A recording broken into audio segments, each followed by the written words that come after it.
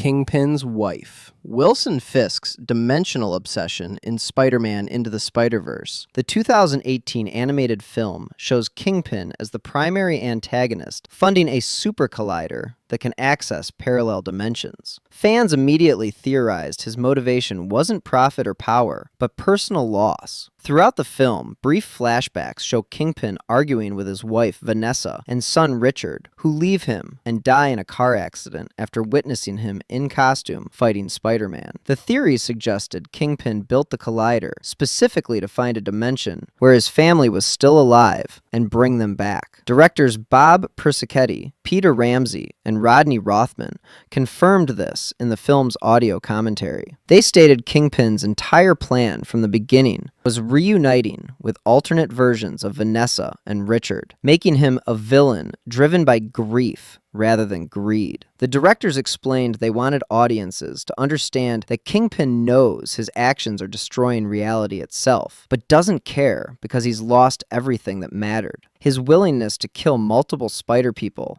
and potentially collapse all dimensions stems from desperation to undo his family's deaths. The confirmation reframed Kingpin from a standard crime boss into a tragic figure whose love became destructive obsession. Thanos manipulation. The Loki mind control theory in the Marvel Cinematic Universe. After the Avengers released in 2012, fans debated why Loki's behavior seemed different from his appearance in Thor. In the first film, Loki was calculating and clever, but in the Avengers, he made tactical errors and seemed almost deliberately provocative in ways that ensured the Avengers would unite against him. The theory suggested Thanos wasn't just supplying Loki with the Mind Stone and Chitauri army, but was actively manipulating or controlling Loki's decisions to ensure specific outcomes. Fans pointed to Loki's conversation with the Other, who threatens him with unimaginable suffering if he fails, and noted that Loki touches people with his scepter to control them, but is also holding the scepter constantly himself. Directors Joe and Anthony Russo confirmed this theory in interviews before Avengers Infinity War, released in 2018. They told Wired that Thanos orchestrated the entire New York invasion as a chess move, using Loki as a pawn to test Earth's defenses and identify the Infinity Stones' locations. Kevin Feige elaborated in a Vanity Fair interview that Thanos was influencing Loki's strategic choices, ensuring the invasion would fail in a way that revealed which heroes possessed or knew about Infinity Stones. The Mind Stone in Loki's scepter was affecting his judgment, making him more aggressive and less strategic. This confirmation meant Loki was partially a victim in the Avengers, manipulated by Thanos into a doomed invasion that served as reconnaissance for Thanos' eventual arrival on Earth. Joker's origin. The multiple stories theory in The Dark Knight. Christopher Nolan's 2008 film features the Joker telling different origin stories for his scars. He tells one story to Gamble about his abusive father, another to Rachel Dawes about his wife's disfigurement, and each version contradicts the others. Fans theorized that all of the Joker's stories were deliberate fabrications, that he was intentionally creating a mythology around himself to seem more frightening and unpredictable. The theory suggested the Joker had no tragic backstory at all, or if he did, he would never share the real version, because mystery was more powerful than truth. Christopher Nolan confirmed this interpretation in interviews with Empire magazine and in the film's making-of documentary. He stated explicitly that none of the Joker's origin stories are meant to be believed, and the audience should assume they're all lies. Nolan explained that Heath Ledger's Joker was designed as a force of chaos without a definable past, someone who rejected the idea that trauma explains villainy. The director said the character's power came from being unknowable, and giving him a concrete backstory would diminish that threat. Nolan revealed that early drafts included a scene showing the Joker's real past, but they deleted it because the character worked better as pure anarchy without explanation. The confirmation validated fan readings that the Joker's greatest weapon was his refusal to be understood or categorized. Hannibal's control.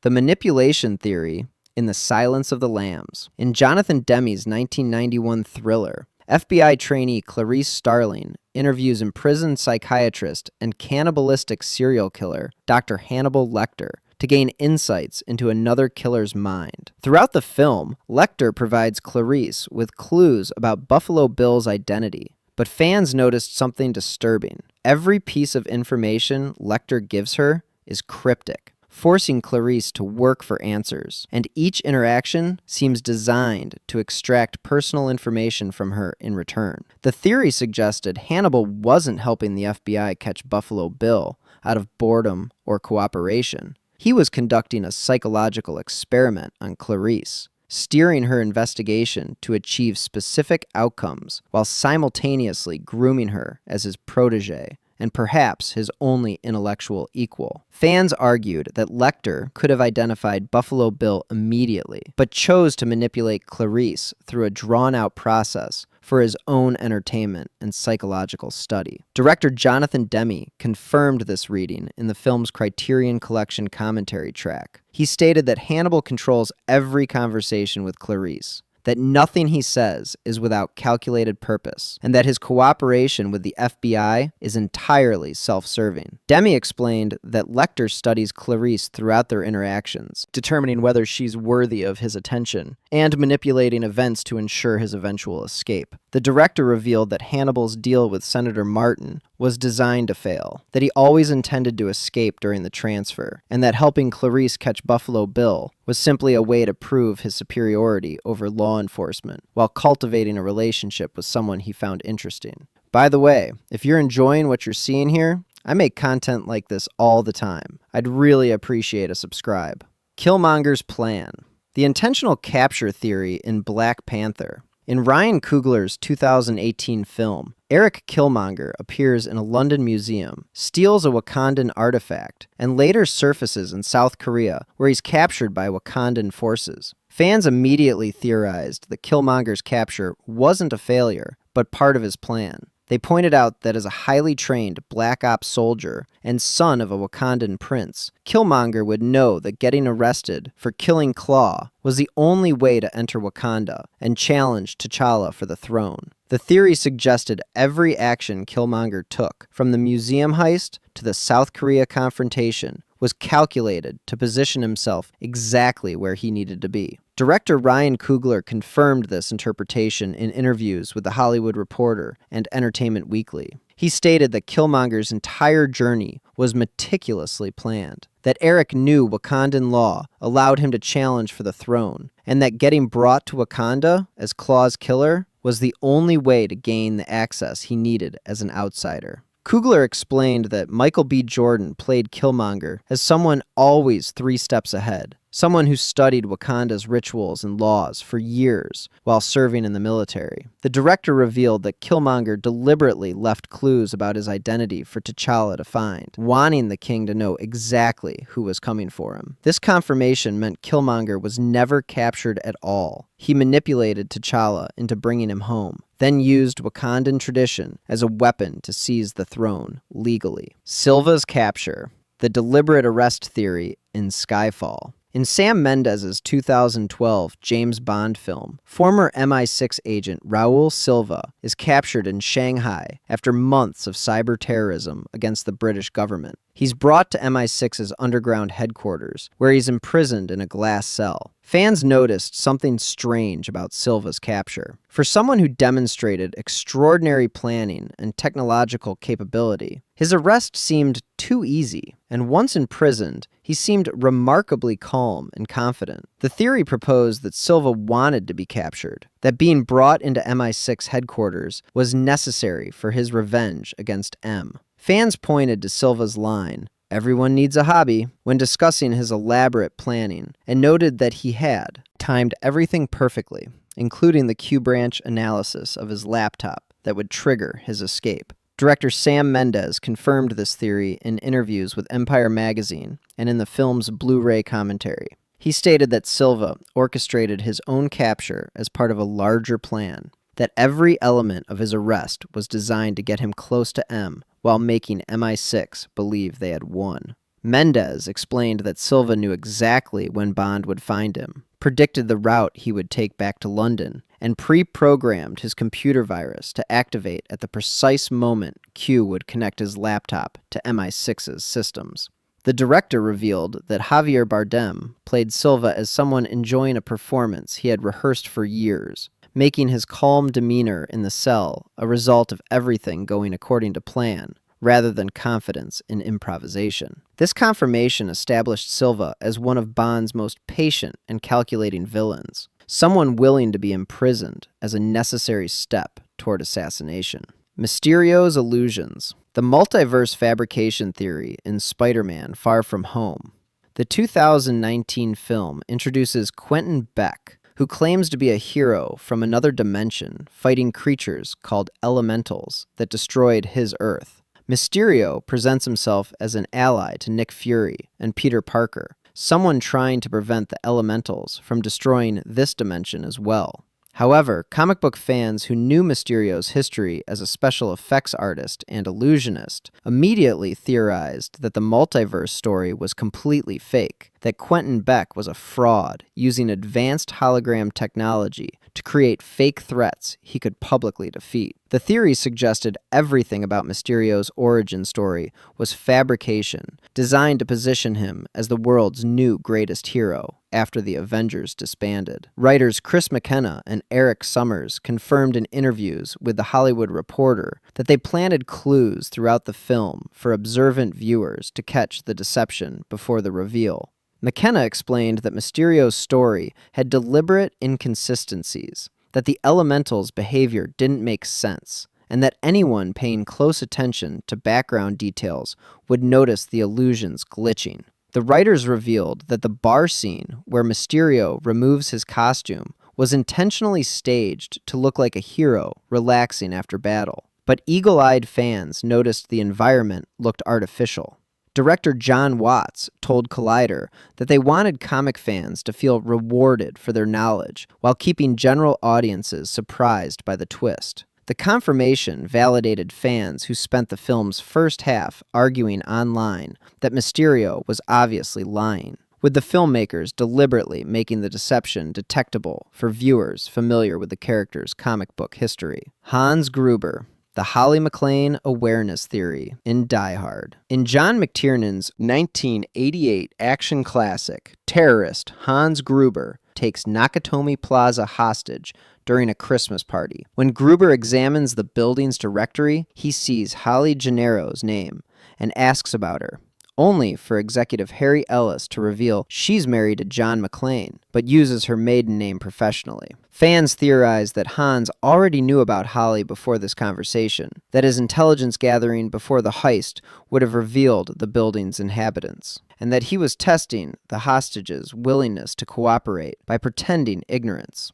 The theory suggested Hans had researched everyone in the building as part of his planning, meaning he knew a NYPD detective's wife worked there long before the heist began. Director John McTiernan confirmed this interpretation in the film's DVD commentary and in interviews for the Blu-ray Anniversary Edition. He stated that Hans Gruber had complete dossiers on everyone in Nakatomi Plaza, that his question about Holly was a manipulation tactic, and that he was evaluating whether the hostages would lie to him or volunteer information freely. McTiernan explained that Alan Rickman played the scene knowing Hans already had the answer, making Gruber's pleasant demeanor a test of control rather than genuine curiosity. The director revealed that Hans's decision to use Holly as leverage against John wasn't improvised, but was always part of his contingency planning. This confirmation meant Hans was more dangerous than the film initially suggested. Someone who had wargamed every possible complication, including law enforcement interference, and had pre-identified psychological pressure points he could exploit. Norman Osborn. The early awareness theory in Spider-Man.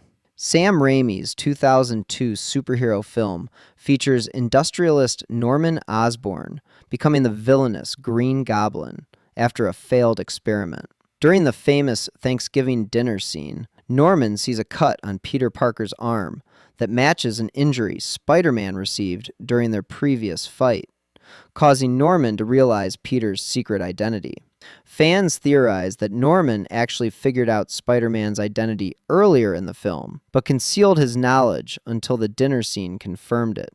They pointed to Norman's behavior in earlier scenes, particularly his questions about Peter's relationship with Mary Jane and his interest in Peter's activities, suggesting Norman had been gathering evidence before the reveal. Director Sam Raimi confirmed this theory in the film's DVD commentary and in supplementary making-of features. He explained that Norman began suspecting Peter's identity after their first encounter at the laboratory, when Peter demonstrated unusual knowledge about Norman's work and asked pointed questions about the Goblin's technology. Raimi stated that Willem Dafoe played Norman as someone testing Peter throughout their interactions, looking for confirmation of his suspicions. The director revealed that Norman's invitation to Thanksgiving dinner wasn't a coincidence, but was specifically designed to observe Peter in a private setting where he might slip up. This confirmation meant Norman had been stalking Peter for days or weeks before the dinner scene, studying his movements and looking for proof, making Norman's eventual attack on Aunt May even more calculated and cruel as revenge against someone he'd identified as Spider-Man long before the film's explicit reveal. Loki's scheme. The Jotunheim invasion theory in Thor. Kenneth Branagh's 2011 film begins with frost giants from Jotunheim infiltrating Asgard's vault during Thor's coronation ceremony, forcing the event to be postponed. Thor and his friends travel to Jotunheim for revenge, sparking a war that leads to Thor's banishment to Earth. Fans theorized that Loki orchestrated the entire Jotunheim infiltration, specifically to sabotage his brother's coronation and create chaos he could exploit. The theory pointed to Loki's convenient knowledge of the infiltrators' route, his efforts to convince Thor to attack Jotunheim, and his positioning to benefit from Thor's exile. Director Kenneth Branagh confirmed this interpretation in the film's Blu-ray commentary track. He stated that Loki arranged for the frost giants to enter Asgard, knowing they would be killed by the Destroyer, but that their presence would disrupt Thor's ceremony. Branagh explained that Tom Hiddleston played Loki knowing his character had orchestrated everything from the beginning, that every expression of concern for Thor was manipulation, and that Loki's goal was creating a situation where he could seize power. The director revealed that Loki's conversation with Laufey later in the film, where he offers to help the frost giants kill Odin, was always his intention, and the coronation disruption was the opening move in a plan to eliminate both his adoptive father and biological father, while framing himself as Asgard's savior. This confirmation established Loki as a long-term strategist whose betrayal of Thor began before the film's opening scene, making his villainy premeditated rather than opportunistic. Bane's pain. The painkiller mask theory in The Dark Knight Rises. Christopher Nolan's 2012 conclusion to his Batman trilogy features the masked villain Bane, whose face is covered by a distinctive breathing apparatus. Throughout the film, Bane demonstrates extraordinary pain tolerance and strength, and when Batman damages the mask during their final fight, Bane becomes weakened and disoriented. Fans theorized that the mask wasn't just covering facial injuries, but was actively delivering constant anesthetic gas to suppress chronic pain from Bane's injuries sustained in the Pit prison. The theory suggested Bane needed continuous pain management to function, and damaging the mask didn't injure him, but cut off his supply of medication. Director Christopher Nolan confirmed this theory in interviews with Rolling Stone and Wired during the film's press tour. He explained that Bane's mask delivers a constant stream of analgesic gas that allows him to function despite severe injuries he sustained during his time in the Pit, when he was nearly beaten to death trying to protect Talia al Ghul during her escape. Nolan stated that without the mask's pain suppression, Bane would be incapacitated by agony, making the apparatus not just symbolic, but medically necessary. The director revealed that Tom Hardy researched chronic pain sufferers to understand how someone might adapt to living in constant physical suffering, and that Bane's voice was designed to sound distorted because the mask alters his breathing and speech patterns. This confirmation meant Batman didn't defeat Bane through superior skill in their final confrontation, but by essentially cutting off his pain medication, winning through medical sabotage rather than combat prowess. If this was interesting to you, consider subscribing so you catch every new video. Thanks for watching.